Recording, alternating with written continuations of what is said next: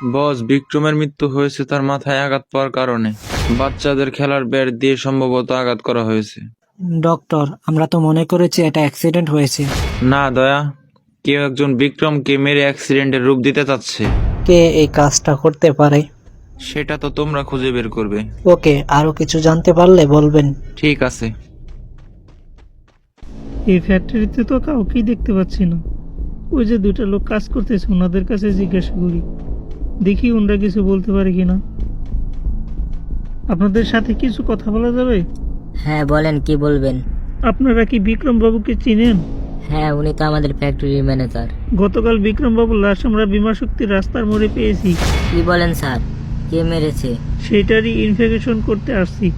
Sir, উনি তো খুব ভালো লোক ছিল। ওনার সাথে তো কারো শত্রুতা ছিল না, আমাদের সবার সাথে ভালো ব্যবহার করতো। ওনার ফ্যামিলির বিষয়ে কিছু কি বলতে পারবেন? স্যার, বিক্রম বাবুর স্ত্রী ছোট্ট বাচ্চাকে রেখে 2 বছর আগে মারা যান। তারপর ওই ছেলেকে দেখাশোনা করার জন্য আরেকটি বিয়ে করে। ও আচ্ছা, তাহলে এটা ওনার দ্বিতীয় পক্ষের বউ। হ্যাঁ স্যার। ঠিক আছে, ধন্যবাদ আপনাদের। দরকার হলে আবার জিজ্ঞাসাবাদ করতে আসবো। অভিজিৎ, ডক্টর বলল বিক্রম বাবুর মৃত্যু অ্যাক্সিডেন্টও হয়নি। বিক্রম বাবুকে মার্ডার করার পরে অ্যাক্সিডেন্টের রূপ দিতে চাচ্ছে। ও আচ্ছা, তাহলে মার্ডারটা কি করতে পারে? সেটার খোঁজ নিতে বিক্রম বাবুর প্রতিবেশীকে জিজ্ঞাসাবাদ করতে যেতে হবে।